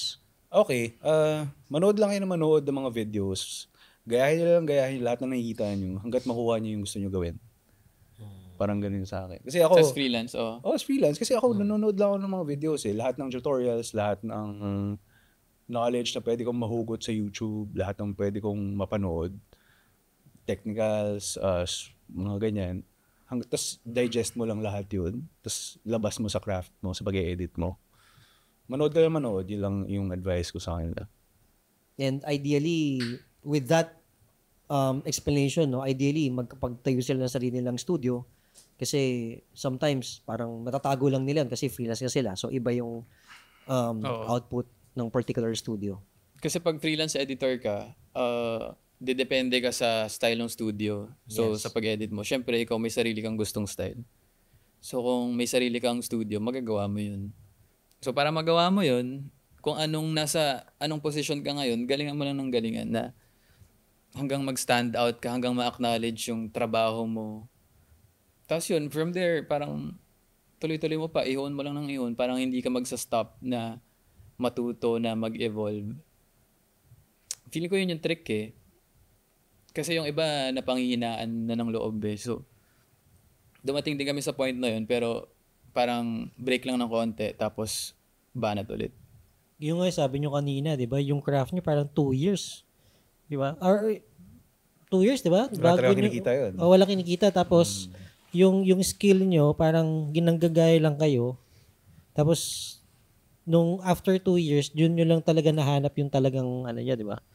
Yung style nyo. Mga after 6 years 6 years siguro. pa. Mga ganun. Ganon katagal, no? Hindi naman katagal. ganon. Kung nasisimula kasi parang, para sa akin, parang dapat, Dapat di ka nagmamadali. Ayan, may tanong pa tayo. Galing kay Mr. Marty Jimenez. Ano ang finest or rockstar equipment na meron kayo ngayon in your Si artillery? Marty. Siguro FX6, no? Equipment? Equipment ba? In your arsenal pala. Ano ba? Mga cine lenses siguro. Lahat ng bagay na makapagpadali ng buhay namin, yun yung okay. For example, kunyari, mga monitors. Bakit kami nagmamonitor? Siyempre, gusto namin makita yung kakalabasan nung sinushoot namin na hindi lang, kasi dati, camera lang, okay ka na. Bakit kami nagdadagdag ng equipment? Bakit kami nag-full cinema setups? Parang ganun. Parang for me, parang may inspire din kami magtrabaho. Nakikita mo na yung kakalabasan. Tama. So yun, yung mga yun nga yung sinabi ko kanina, yung mga extra steps na willing kami gawin. Kahit sabi mo, pare-pareho tayo naka FX3, A7S3. Pero syempre, for us, gusto namin kung ano yung style ko mag-shoot, kung ano yung style ni Ken mag-shoot, kung ano yung style ni Da mag-shoot. Kayo bahala kung ano yung setup na gusto nyo. Basta mas maging happy kayo sa ginagamit. Kasi yung gamit nandito. Available yan. Pwede nyo gamitin. So, yun. Parang eksperimento ako sa kakabili ng mga gamit. Sobrang, madalas napapagalitan ako pag nagsha-shopping ako ng gamit masyado. So, kahit minsan nasasayang na yung pera kasi hindi nagagamit. Yun yung isa sa pinag-aawayan namin eh. Sino yung nagagalit sa'yo kung pinapagalitan ka? Pero may budget ba kayo dyan? Parang, sige, 1 million for equipment lang, wag ka nalalagpas dyan. May ganun Well, ba? depende. For me, kung sa budgeting is, ako kung tutusin, wala akong pake kung magkano yung gagastusin ko. Basta makuha ko yung gamit na gusto ko. Pero yun, hit or miss. Parang ako, eksperimento. Gusto ko ng, anong tawag? Ano yung huling binili ko na hindi natin nagamit yung art? Oo, yan. Oo. Madami kaming ganun. Yung Tiltafloat. Tiltafloat. Oo, bumili ng Meron din, Tiltafloat. meron din. Di mo rin nagamit, no? Nung una pa lang, alam ko hindi magagamit. So yun, parang gusto kong mag-experiment. Paano magdadali yung buhay? Kunya, for example, sa live stream, maghapon ka bit mo yung gimbal. So paano dadali yung buhay ng shooter? Lagyan ko ng vest. Parang ginagawa ko dati sa Steadicam. Kasi tumatagal ako dun eh. Yes. Tapos, ayun, hindi nag-work, di nagamit. So baka may paggamitan next time. Bakit ayaw mo siyang gamitin? Well, kung sa wedding ko siya gagamitin is medyo mabigat yung setup niya. And Tsaka matagal. Matagal yung setup eh. Mm. So, andyan yung pagbalanse mo pa lang, which is tatagal ka na ng matagal eh. Ang Pag hirap wedding, balanse yun. kailangan mabilis. Okay, pag weddings, May kailangan pabalansin mabilis. pa rin yun. Yes, oo. Sobrang daming balanse nun. Hindi lang yung drop time, hindi lang ganun. Ang dami. So, depende pa sa mga ilalagay mong equipment, kung mga ganyan. So doon kami nagkaiba ni Alessi na mahilig siya sa equipment. Tapos ako, masaya na ako sa kung na-execute ko, kung ano yung naisip ko na camera tsaka lens lang gamit. Masaya na ako doon. So ang nangyari, nag-meet kami halfway. Sige, ito yung gamit na kailangan natin. Pares tayo. Ito, hindi natin kailangan to. Masyado maluho to. Kunyari ako, nagpo-propose ako ng bagong gamit. Pag tingin niyang hindi feasible na magagamit natin, okay, sige. Pag-isip ako muna, baka ituloy ko ba to? Hindi ko na itutuloy. Parang gano'n. Kasi ang end goal, mapapadali ba yung buhay natin yan? Mapapaganda ba yan yung Mapapadali output? sa high blood. Mapapadali yung buhay. Okay. Ito, may another question from Miss Jean Castor. Mapapadali talaga sa bayad eh. Ayan. So kung may nangangailangan sa inyo ng Tiltafloat, dalawa pala. Na-in-announce yun na, nandiyon na nagagamit. Good as new, hindi nagamit. Mga prod dyan, Hindi, nagagamit. balik lang ako doon. Kasi ako ganun. Pares kami ni Benny. Hindi ako bibili ng gamit nang alam ko na hindi ko gagamitin. As in, kung makikita niyo yung mga gamit namin sa Cinemaworks na ko, as in, talagang pinagdaanan ng panahon kasi doon nagwo-work yung yung namin yung video namin. Actually, pwedeng bumili pero natatakot ako baka mag-iba yung workflow. Totoo. Parang ganun. Parang sabi ko, sige, stick na lang tayo dyan. So, Ako yun naman yung gusto ko, yung nagbabago. Kasi parang parang hindi ako magsawa. Oo, di ba? Yun naman din yung mali sa akin na parang, kasawa na. Oo. Kaya challenge ko parati sarili ko. Dati FX3 gamit namin. Tapos sabi ko, nagsasawa na ako sa FX3 Try ko kaya mag-FX6. Baka may ibang magawa to. which is pareho lang pala. Parehas lang. Well, Pero hindi. para sa akin kasi ako, mas nadalian ako kasi may extra functions siya. Yes, na madali yung mga nagagamit ko. button sa labas. Mga button sa labas, ND filters, dahil pag nagpalit ka ng lente, hindi mo na kailangan magpalit pa ng ND filter. Oo. Yung mga ganun. So, Tapos, magandang investment din yan sa inyo kasi pwede nyo gamitin sa advertising nyo. at nagagamit, Diba? Nagagamit din yan. naman sa advertising. And nakikita rin naman ng clients. Oo. na, okay, nag-improve sila ng gamit. Okay. Justifiable yung singil nila sa amin. Yes. Ayan. Ito, yung going back to sa question ni Miss Jean, workflow reveal daw. Kung meron ba kayong Workflow, no? specific workflow na hindi normal. Isang workflow sa ceremony. Ayan. Sabi niya, well, she asked na from prep ceremony to reception. Paano ba kayo mag-shoot sa preps? Ilang tao sa groom? Ilang tao sa bride? Okay, so sa team namin, sa isang wedding, meron kaming 6 to 7 na tao. 6 ba? 7. 4 shooters, 7, 1 no? editor, Driver, assist driver, 7. 7. Seven. Yun. 4 shooters, so hati yan sa preps. Sa bride, 2. Sa groom, 2. Para hindi magtampo kasi minsan dati 3 lang kami, tapos 1 lang daw sa groom. So ginawa namin 4. Tsaka napapagod yung isa na, yung lumipat. Mag-isa lang siya nandun. So at least happy siya na may kausap din siya. Sorry, masigit ko lang. Isa lang yata yung kilala ko na hindi napapagod na mag-isa lang sa group. Sino yun? Si Fidel. Institution na yun. Malupit yung mga yun. Okay, please continue, sir. Ayun, so ganoon, yun yung setup namin. Tapos pagdating naman ng ceremony, sama-sama na naman lahat. Nag-add pa ba kayo ng camera sa marching? Naglilima pa kayo or apat Hindi na, lang? apat lang. Minsan, pag may extra camera kaming dala, iniiwan na lang doon, tapos record na lang, tapos shoot pa rin yung isa. Shoot pa rin yung isa. Oo. Paano setup nyo sa marching? Syempre, isa sa harap. Isa sa harap, isa sa mga tao, isa sa groom, isa sa labas. Yung sa bride, yung backshot. Oo. Kaya kung sino man yung glider mo noon or siya yung maglilipat-lipat. Siya yung pwedeng gumalaw ng mas free Ayan. Tapos after ceremony, ilan kayo may iwan or sabay-sabay kayo pupunta ng reception? May Sabay-sabay iwan ba? din kami pupuntang reception. So, kung may post-ups man after ng ceremony, it's either 2 tao yung nag-shoot doon or 3. Tapos, pahinga na yung isa para, kasi later siya rin yung mag-shoot sa reception. Reception. Oo. So, yun. Ganun lang. Tapos pagdating ng reception, palitan lang kung sino yung nag-shoot ng church. For example, So sa reception, 3 camera na lang or 2? 4 pa rin. 4 pa rin. 4 pa rin. Minsan, pag Apat sa sa, kalagitnaan. Pako na lang. After dinner, 3. After dinner, 3 na lang kasi puro speeches na lang naman yan. Reaction shots and speeches. And hindi naman masyadong kailangan ng may mga gumagalaw pa na shots. Until anong oras kayo nag-shoot? Kasi napansin ko ngayon may bayad na yung after party. May bayad din after party. Diba? Yes. So technically, 12 hours kami total nag-shoot. And after that, kaya kung gusto mo mag-shoot ng after party, yan, ibang package na yun. Iba pa siya yan. Pero sinushoot din namin. Nag-shoot pa rin kami ng konti. After ng program, may shoot pa rin. Konti. Si Ken nag-shoot after party. Few shots. Pangdagdag lang dun sa highlights. Sa highlights. Sa highlights nila. So yun, pare-pares lang. Parang sa amin din ganun Parang after ng program, siguro mga 45 to 1 hour. Shoot ng konti, 2 camera. Tapos alis na. Hanggat may nangyayari, shoot pa rin kami. Ang dami kasi magandang material sa after party. Pwede mo idagdag dun sa SDE. So, sinushoot pa rin talaga. Yun, ayaw lang namin din i-shoot yung kasi yung mga minsan pag sobrang tagal na ng after party, tipsy na rin yung mga tao, hindi na rin maganda kunan Oo. Kaya parang off na rin sa kanila pag may camera. So, ayun. Ayun, yun yung workflow nila bro sa prep ceremony and reception.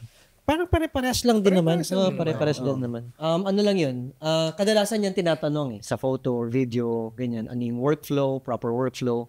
Pero tingin ko, mas ang system niyan is nasa tao mismo Kung paano niya ginagawa religiously, meaning diligently, yung trabaho na naka-assign sa kanya. Kasi mamaya, kailangan niya i-transfer yung SD card.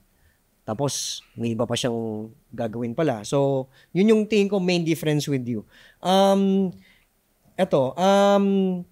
Nagtanong si Jeffrey Pili na ano raw ang secret or ano yung, paano nyo na-achieve yung pag-transfer naman to corporate world? Paano nyo naman sila nakukuha as clients? May any secret ba doon kung meron man? Doon kami galing So, Like Nike, for example. yung Nike, kaya namin nakuha kasi may isang groom kami na nagustuhan yung ginawa namin for his wedding. Tapos tinry niya, kaya niyo ba execute to sa sa Nike, ganyan. Ayun pala yung yun yung memorable sa career ko. Dahil dun sa groom na yun. Na shoot ko si Kobe Bryant, ganyan. Yun pinaka-memorable ko na na-shoot ko si Kobe Bryant as in malapit. Tapos madami pa sila LeBron, ganyan. Buhay pa siya nun. syempre naman. Picture kami. Grabe na. So ngayon parang 10 years na kami with The idol Nike. ko yan. Yung Nike. So 10 years na. So from there, parang nung unang project, kasi napakita na namin before kung yung mga nagawa na namin. Dahil lang galing din kami sa advertising. So ito yung mga works namin. Inipon din namin yun. So dati nung hindi pa kami nag-SDE sa weddings, nag-SDE na kami para sa Marlboro. Parang gano'n. So sa mga events sila, 2-day events. So ginagawa namin mga gano'n. Ina-edit na namin agad. Nagdadala pa kami ng lumang Mac Pro. Desktop. Yung desktop. Para wala kaya. So yun yung gamit ng boss ko dati. So yun, Parang din, kumbaga, nakakuha mo yung connection dahil sa Treehouse. Kumbaga, binibuild mo yung brand na nagbibuild ka ng kind of quality na matutuwa pag nakita yung iba. So, kahit after ng wedding, parang may business sila na ganito, baka kaya nyong gawin to, mga ganun. Tsaka minsan pag may nag-i-inquire sa email, parang tanggapin. Tapos try mo gawin kung kaya mo. Ganun. So, tanggap lang ng tanggap. Kung may kliyenteng lalapit sa'yo, try mo. So can you say itong mga corporate nyo and all na most of them are reactive yung nakukuha? Or are you proactively selling yung Treehouse story? Hindi namin siya binibenta. Hindi binibenta. So parang, na lang siguro nakikita nila sa weddings, okay, baka kaya nilang gawin to. Parang ganun. Pag nakikita nila, okay, ang ganda ng wedding na to. Okay, baka kaya nilang gawin yung video namin. Ganun. Tanong sa YouTube channel. Grabe, pa YouTube na tayo, Paps. Diba? Galing nun. Diba? Paano kayo gumagawa ng wedding videos? Meron ba kayong storyboard? Gumagawa ba kayong storyboard? Sa wedding normally pre-wedding pwede. Pero sa wedding ba gumagawa kayo ng board? Wala kaming board. Siguro, kung ano lang yung talagang nangyari on that day, kung ano yung nakikita ng editor namin na, okay, ito yung sinabi sa akin ng shooters, may nangyaring ganito. Pwede namin ipasok, pwede namin connect. Parang naghahanap lang kami ng connection sa mga audio bites, mga sinasabi. Nag-storyboard kami sa pre-wedding. Nagko-concept board kami. Pero sa wedding, hindi. Ang bala namin every wedding is yung notes na ginagawa ni Denise na andun yung do's and don'ts, yung mga requests. From the initial meeting pa lang ng client. So yun yung guideline namin na kailangan namin sundin. Kasi hindi ka pwede mag-board sa wedding, or pwede pero hindi namin gagawin. Kasi hindi mo naman alam kung ano mangyayari. Oo, lalo na doon sa style nyo na talagang pure candid. Paano nyo i-board yan? Kasi siguro guide lang sa editor. Ito yung gusto kong mangyari, ito yung sequence. Diba? Guide pwede. Pero nasa shooter na yun Ang goal namin is makinig Makinig, mag-abang, mag-anticipate. Ang hirap ng ginagawa niyo parang hindi kayo masyadong nagdidirect, di ba? Parang na-experience ko kung paano kayo mag-shoot last time sa Sagada. Pero nung napanood ko yung video, bro, sabi ko, grabe. Ang galing. Wala, bro. Talaga, sabi ko, taas kamay ko talaga, saludo ko sa inyo, bro. Idol. Paano nagawa yun, di ba? Although, syempre, friends natin, alam naman naman nangyayari. Pero, ganun kaganda. Tapos, yung kanta, galing. Can you say na one of the unique traits ng Treehouse story is the famous ring shot? Well, before. And how did it start? Parang, naging trademark yung ring shot since, actually yung first time na naginawa na siya dati, nung first wedding sa Tagaytay. Parang first wedding namin sa Tagaytay. Anong year yan? 2011 siguro. Gano'n nakatagal nyo ginagawa yun. Feeling ko 2012. Mga ganun. Parang, sabi niya, sige, testingin ko lang to kung, parang pinaikot niya lang yung sing-sing, tapos biglang sumakto. Wala naman plano na pasaktuhin doon. Tapos parang, okay yun . ano kaya next time magagawa natin? Isa rin yan sa nagpakilala sa Treehouse Nag-iisip kasi ako nun hindi pa kami ganun kagaling mag-SD, hindi pa kami ganun kabatak. Pero may mga aspect nung video na pwede mong paglaruan. So isa sa rings kasi parang nakatambay lang kami nun Tapos naalala ko parang nakaganon lang ako, pinapaikot kong ganun Tapos nung sumakto siya sa gitna, napaganon ako. Parang yun simula nun, inulit na namin. Hanggang ngayon, naging trademark siya na kahit minsan sa wedding, hindi ko na siya ginagawa intentionally kasi feeling ko mas bagay na walang details, kahit anong details. Depende sa wedding. Pero anong nangyayari, parang even after 1 year, tapos na yung wedding, tapos nakita nila yung long edit nila, na wala yung ring shot, ganyan, papadala nila sa office yung ring. Kasi ganun nila kagusto. So, tsaka ang dami namin weddings na nagbubook dahil sa ring shot. So, sa ring shots. Kahit ang main namin is storytelling, hindi namin nilalet go yung ring shot kasi parang kung may nakilala kung may trademark ka, parang siguro i-retain mo lang. Yun na yun Nisip ko nga dati, baka may magnet sa ilalim yan. And sa mga hindi nakakaalam, kasi before natanong ko na to sa kanila, while in a wedding together, magkasama, kung gaano katagal nila ginagawa itong particular iconic ring shots. Ngayon, reveal natin sa kanila, sa ating audience, kung gaano katagal nyo to ginagawa per. So, 2 days? Kasi ano yun ano siya talaga, parang para sa akin, kaya ginagawa ko pa rin siya kasi parang ano siya parang symbol of yung hard work na walang daya, walang magnet. As in, mano-mano kung paano nyo nakikita, i-shoot. Ganun namin siyang ginagawa. As in, tsambahan talaga. So, may times na mabilis, may times na matagal. Pero may times na one take na lang nung nagagamay na namin anong klaseng mga rings meron na na-encounter namin. So, pinag-aaralan nyo yung mga rings? Yung korte ng ring, kung paano siya iikot. Alam ko yung ring na ang may pectus Ang pinakamahirap dyan, pag may bato. Yung bato, yung ring ng groom, tas may bato sa gitna. Kailangan mo pasaktuin yung harap gitna yung ng bato. Parang ganun. Kasi kung nakagilid yung bato, walang dating. So, yun talaga, doon kami natatagalan. So, kahit sumakto siya, pero wala sa gitna, ulitin mo pa rin. Ginagawa mo rin yan? Lahat kami tinuro na namin sa lahat. Tinuro na namin sa lahat. Giling. Mag-workshop kayo ng ring shot.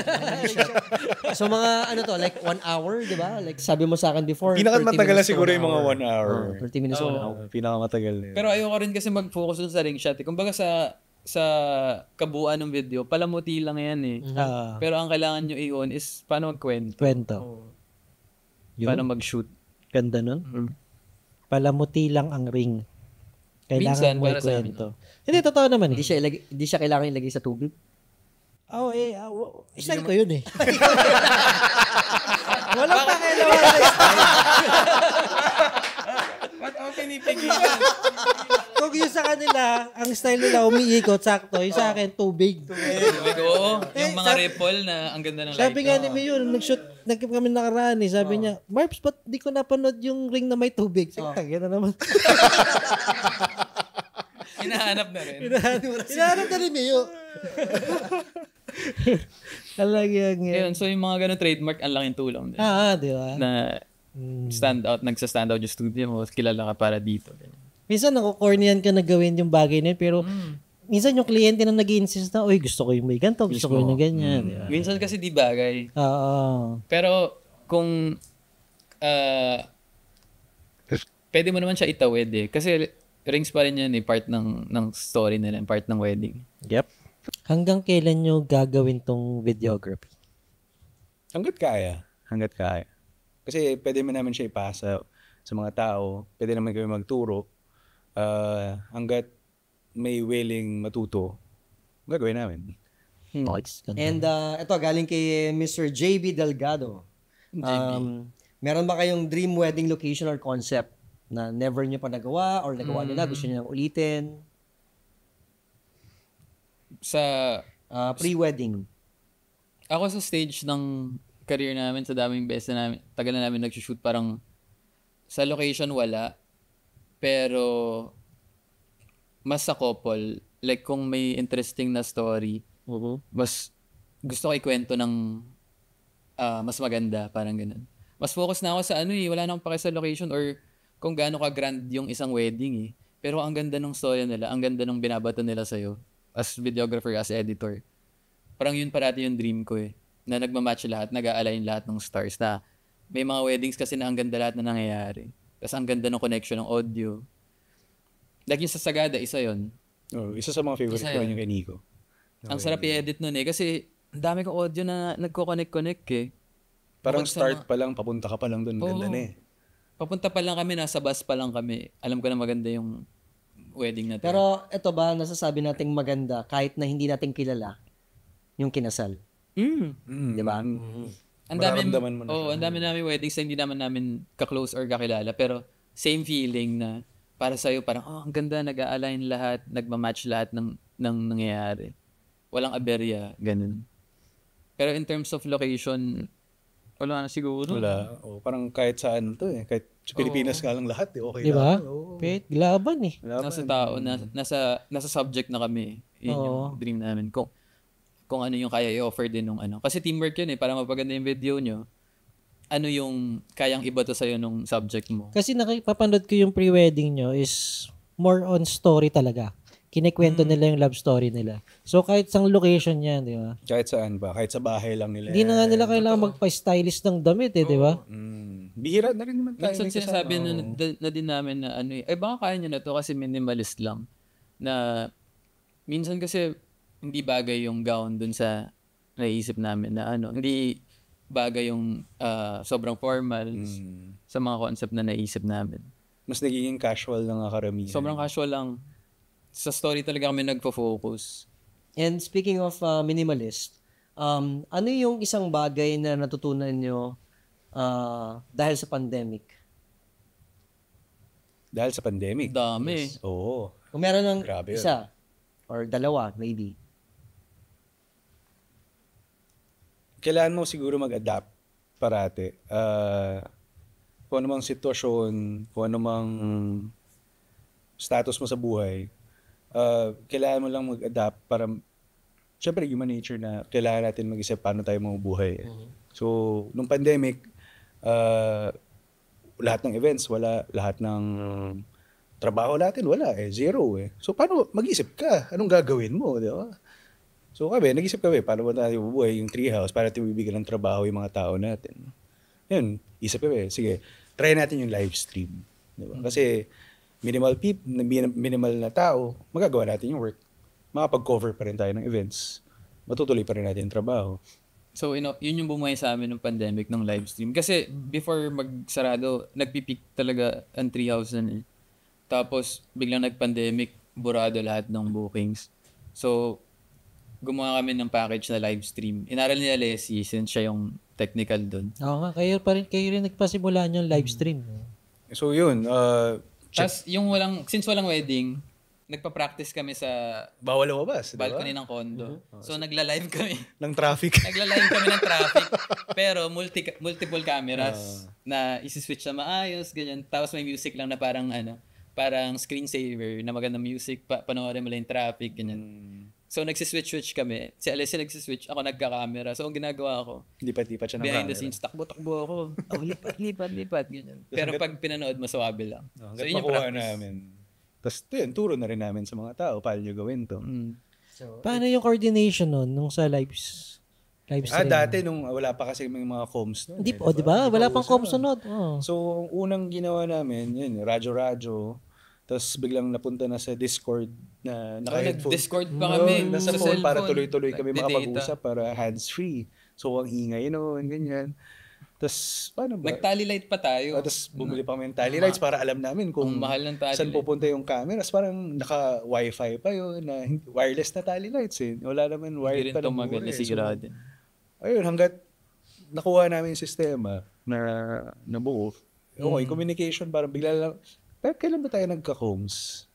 Importante sa live stream yung talaga yung comms. Ear tech. Importante nag-uusap kayo sa live stream. Oo. Sobrang importante. Lalo na ikaw yung switcher. Hindi mo masabi sa kanya na ililipat ko na sa iyo kasi pag magumugulo na tong camera na to. Bawal ko gumalaw. Hindi mo masabi, di ba? So, lalo pag marching, sobrang critical ng marching na yun. Pero may isa kayong video na nag-viral na yun nga na pinost nyo na... Sa pandemic. Oo. Yun yung first live stream namin sa Cathedral. Si Ago and Claudine. So, Di ba first live stream natin? First live stream namin yun. Sabi namin, sige, risk natin. Kaibigan namin eh. Kakasal kayo sa Katedral. Cover namin yan. Kahit 3 lang kami. 10 guests lang yun. Bawal marami sa simbahan eh. So, yun, doon kami nagsabi, sige, i-risk natin, tanong natin kung pwede. Tapos i-live natin since hindi makakapunta yung mga tao. Tapos medyo naging successful naman siya. Tapos parang pumatok siya. Oh. Nagtuloy-tuloy siya. So nagsunod-sunod siya after that wedding nung August. First time nag-lockdown nun eh. August yata. Ang masaya sa pandemic noon, walang SDE, tapos intimate lang. So, ang sarap i-edit ng mga pandemic wedding sa bahay. So, yung wedding na yun, parang nag-viral siya kasi ginawa nila yung drive-by. 10 lang yung nasa simbahan, pero parang 20 na kotse nakapila sa labas ng cathedral, tapos isa-isa lang mag-high lang, tapos aalis na. Hindi rin sila pwede sa reception. Family lang. Yeah. Tapos na-capture namin na gano'n. Hindi namin, alam na namin na mangyari, pero hindi namin expect na gano'n ka...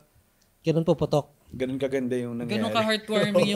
Nandun pa lang kami, parang sinushoot namin, parang nakakayak na eh. Kasi kaibigan sobrang din supportive namin. ng mga tao. Na nakakatawa Iba yung na moment nun. pumunta sila para kumaway lang, bawal lumapit, ganyan. So parang sobrang special din. Isa sa favorite ko yun na all time, yung pandemic wedding na yun. Ito, may question galing kay Sir Mark Christian Nano Fajardo. How do you work together effectively with the photo team? Ayan. Wala tayong problem. Wala naman yung problem kasi mostly ang photo team, sila na yung pinagde-direct namin eh. Tapos kami nasa behind the scenes na lang kami na, okay, kayo na magsalita, dito na lang kami sa likod. As in,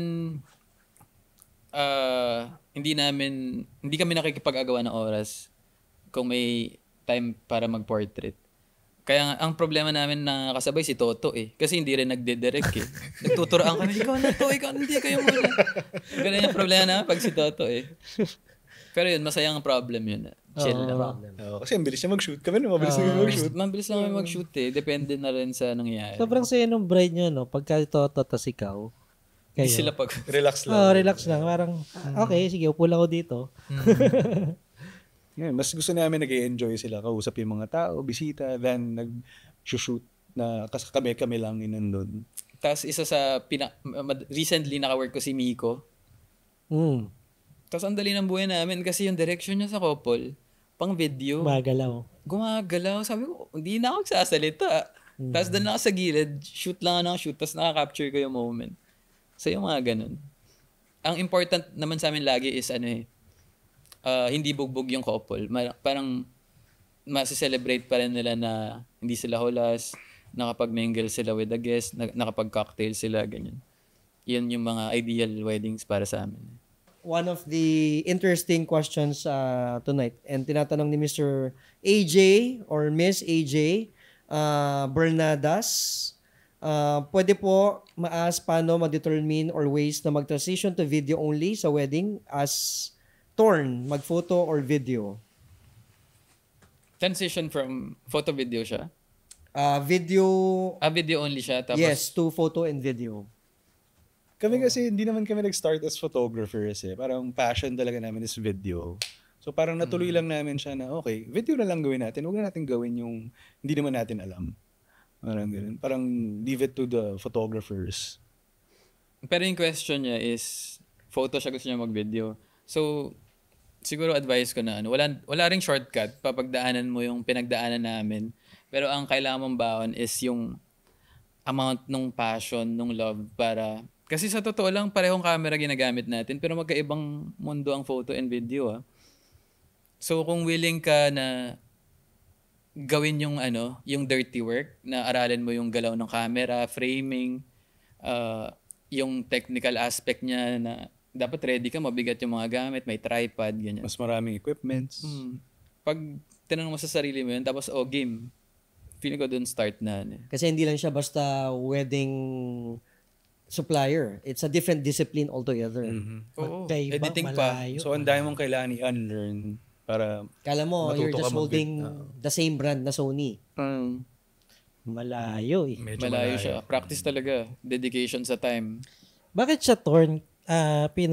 Dahil ba sa pera or gusto niya talagang mag-video? Hindi ko alam, sir. Siya kaya tanungin natin. Mr. AJ Bernadas, bakit ka raw torn? So, hindi natin alam kung bakit siya torn. One thing na sa tingin nyo, maling ginagawa ng most videographers na you can correct for them from all aspects daw? This is coming from Daniel Julian Baltazar. For me, learn the technicals first. Paano gumamit ng camera, for example. Ano yung tamang shutter speed? Ano yung tamang aperture? Saan ginagamit ang 1.8? Saan ginagamit ang f4? Saan ginagamit ang mga wide. ilaw? Ang wide. So, mostly technicals talaga. Yun yung pinaka-maano. Kasi technical akong tao eh. So, mas yun yung nakikita ko eh. Tapos siya, for example, naman, Sa akin, ang tip ko siguro is kilalanin niyo yung camera. Ano yung capacity ng camera mo? Sa amin, FX3. So, alam namin sa FX3 na ang base ISO niya is 800/12.8. So, 2 ISO lang kami nag-shoot. Tapos, yung mga maliliit na bagay na itama niyo yung shutter speed, shutter angle. Kasi, karamihan di ba karamihan ng videographers, ginagamit ang shutter speed tsaka ISO para sa tamang exposure. Pero in reality, yung tamang discipline is hindi ka magsa-stop sa tamang exposure. Tamang exposure mo, tama yung framing mo, tama yung shutter speed mo, tamang ISO. Depende sa camera. So parang kung ma-practice nila yon, yung mga maliliit na bagay na yun, siguro mas limitless yung kaya nilang gawin eh. Ayan, ito sabi ni AJ, yung tanong kanina na sa torn siya. so sumagot siya. Sumagot siya. Nanonood siya. So, Nagpo-photo and video po kasi ako. Mm. So, gusto ko mag-video. Ano yung mga advice sa akin? Same din yung advice kanina na bigyan niya ng oras. Kung siya yung mismong gagawa, kailangan niya talagang aralin. Or kung hindi siya yung gagawa nun, kumuha siya ng gagawa since siya yung nagpo-photo. Kumuha siya ng taong mas willing matuto na alam niyang may skill level na papantay din sa kanya. Parang ganun. Kailangan niya mag-delegate kasi hindi mo pwedeng gawin lahat ng bagay na ikaw lang. Totoo. Hindi ka pwede magaling sa lahat, sa totoo lang. Oo nga. Focus ka sa saan ka magaling. Ayan, AJ, kung gusto mong mag-video, Bitawan mo yung photo. bitawan mo yung photo, Oo, di ba? bitawan mo yung Ganun photo. talaga. Or maging hybrid shooter ka. Ang problem kasi, hindi ka naman pwede maging jack of all trades eh. Oo. Iba yung marunong ka lang sa pareho Oo, versus eh. master ka sa isang bagay. Oo Mas pipiliin ko yung ganun na master ako sa isang bagay kaysa alam ko lahat. So kung mas maano yung puso niya ron sa video, gawin niya yung gusto niya, Gawin di ba? niya yung video. Kaysa gawin mo photo video, hindi ka naman masaya doon sa isa. Sayang lang oras mo diyan, di ba? Totoo. Di ba? Yun. And yun, may question ako. Ako na magtatanong. Ayan. Tips kung paano maging successful sa wedding videography. So, syempre, pinagdaanan niyo yan, bro. Nagsimula kayo sa wala. Yung kwento nyo kanina. Paano ba kayo naging successful? Ano ba? Mostly, lahat ng ginagawa namin, nilalabas lang namin online. Pinopost lang namin. Siyempre, gusto namin makita ng mga tao. Kasi kung wala makakita niyan, wala rin makakapansin sa'yo. So, hindi ka rin makakuha ng clients, hindi ka rin makakatanggap. So, parang mas feeling ko sa marketing side na mas mag-push kayo na i-market yung sarili nyo than the work itself. Utilize nyo yung boosting pero dapat strategic. Yun sa marketing, sa social media marketing. Pero in terms of yung pinaka-core talaga is dapat every video tinitreat mo na parang binuboost mo lahat ng kaya mo. Parang relative na ang kumbaga ang pagiging successful ng isang wedding is relative sa hindi sa gaano kalaki yung wedding, pero yung output na nabigay mo, alam mong yun na yung full potential niya na binuhus mo lahat, ganyan. Kahit siya yung couple, ito yung ginawa mong style, ganyan. Basta pag nasagot mo yun na at the end of the wedding na parang wala kang tinira or binigay mo lahat, parang feeling ko yun yung nagde-define na successful yung wedding. Hindi lang sa financial tsaka sa kasikatan, no? Oo. Hindi sa hindi nasusukat ng engranding kasal ang yung pagiging basta relative yung ganda ng isang wedding. So dapat gawin mo yung part mo. As long as nagawa mo yung part mo, okay na yun. Kasi yan teamwork talaga dapat collab with the couple yan yung subject niya. Basta magawa mo yung part mo, okay na yun. Ganda. Salamat, Manila Craft. Ayan. Of course, sa ating pasalamatan, Manila Craft. Manila Craft. Yan. Thank you very much sa ating mga kaibigan from Manila Craft. Sige, i-ano natin yan, yung follow-up question niya. Okay. Nabasa mo ba yung pinakadulo niyang sinabi? Pag tinanong daw tong tanong na to, kakain siya. Wag naman. Sige na. Okay. Wag ka na. Tatanungin natin to. Kahit wag ka na kumain nun. Oo. Tatanungin natin to, sir. Peps, hugs you tight.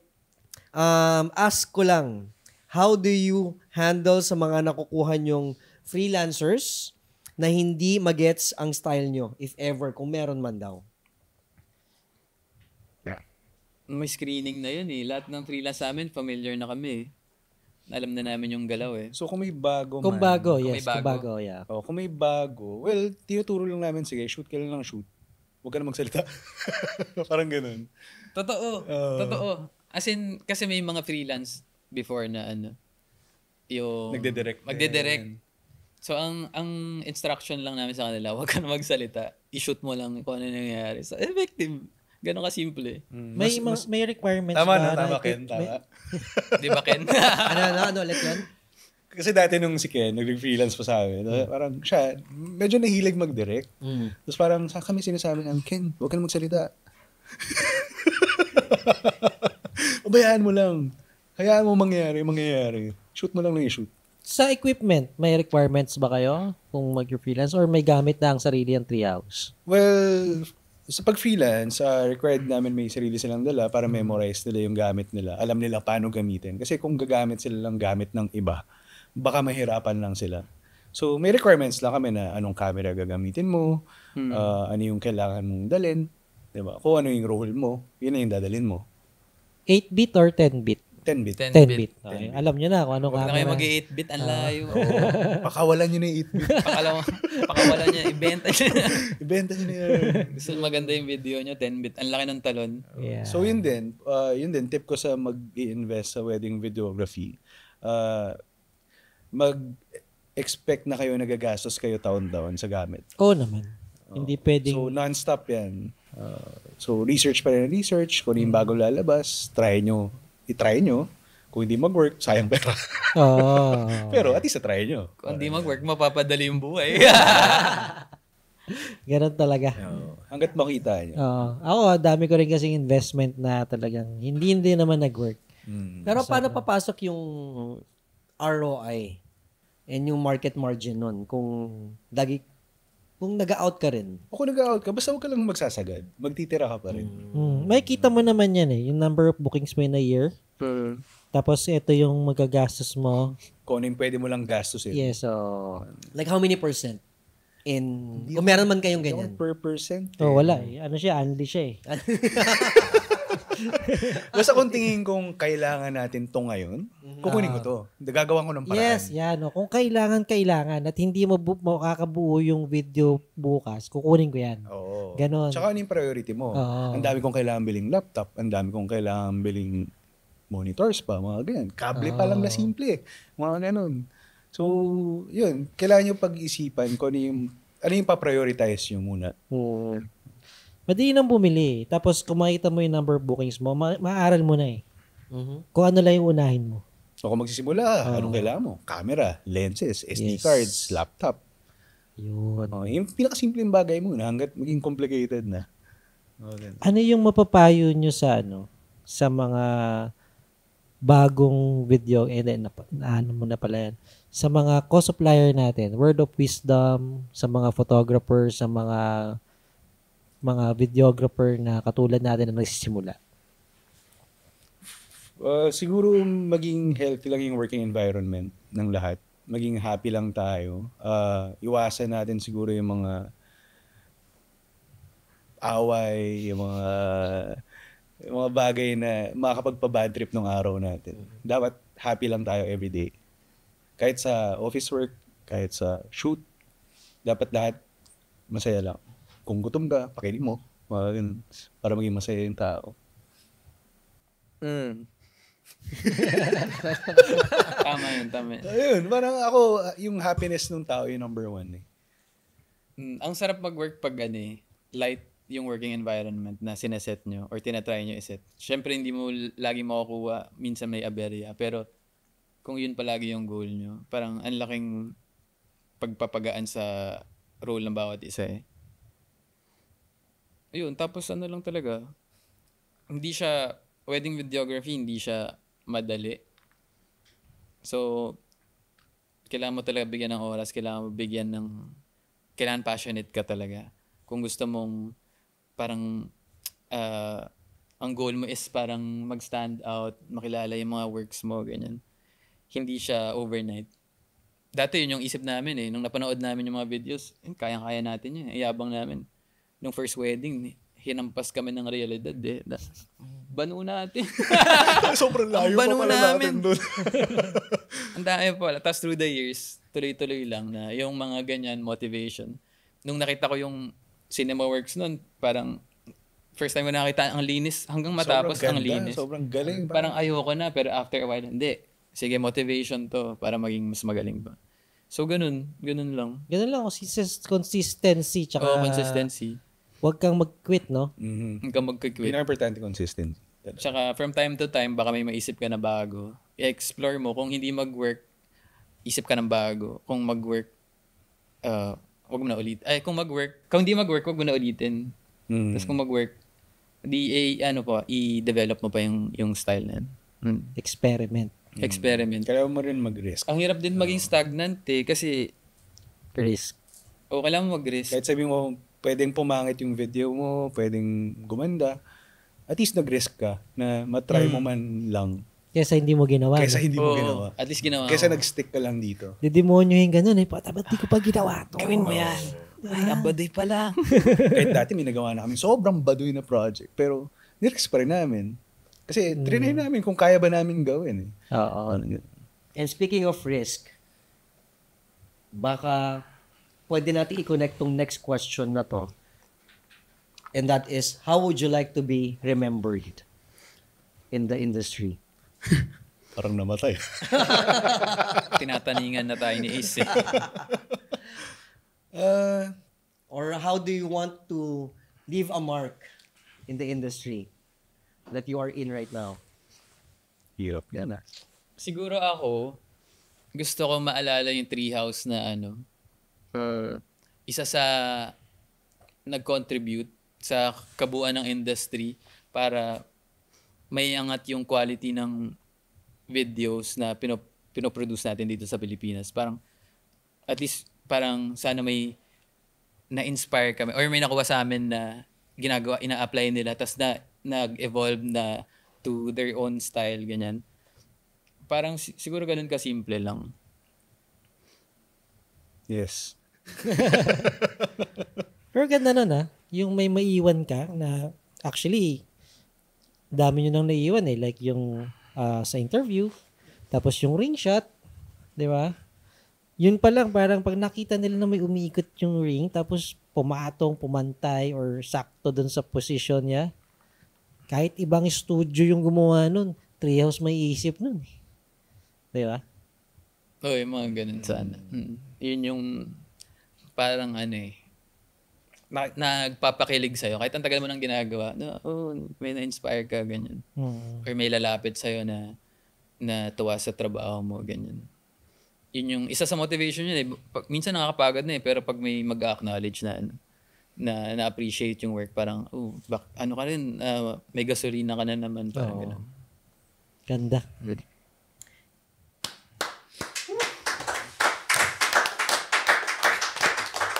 Ilang oras? Di ba tayo tapos? Di ba tayo Ito na, tapos? last na to. Since siya, monochrome subscriber siya. Galing kay Mr. Mark Denver Rapsing. Kung nasagot na to kanina, maybe pwede nilang i-review, no? Pero just to ask them din, nasa big wedding video team daw, can you share your team or staff structures? maybe back office, support team, and on the wedding day. Yung wedding day, nasabi nyo na kanina, maybe back office. Back office, andyan yung parang executive accounts namin, si Denise. Siya yung kumakausap sa lahat ng nag-email. Siya yung client-facing. Meron din kami mga production manager. Sila yung nag-handle naman ng mga bookings sa mga tao internally. Andyan din yung operations managers namin.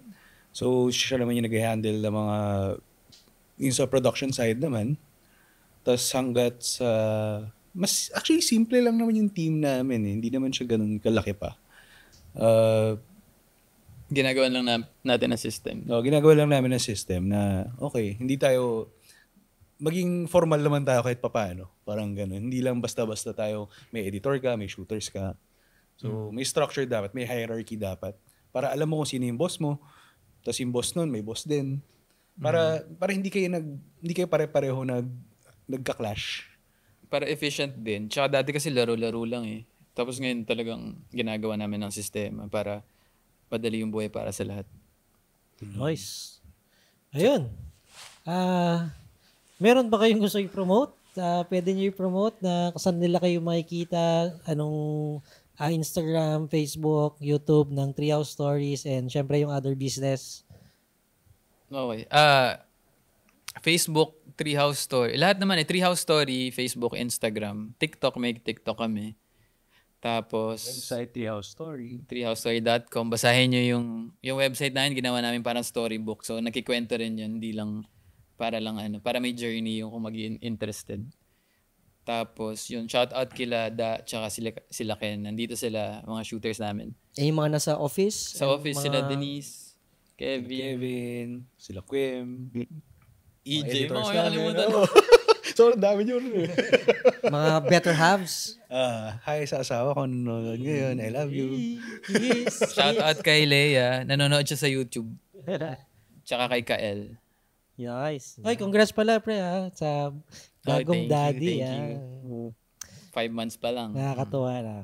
And sa mga nagtatanong online continuously, pwede pa rin kayo magbato ng tanong. Sasagutin nila Alessi and Benny later on. They'll try their best to answer this after this live session. Sa chat na lang, no? Sa chat na lang. comment Doon na lang sila magsagot. Baka pasagot nila sa admin nila. Pwede rin. Message lang kayo sa Treehouse Story.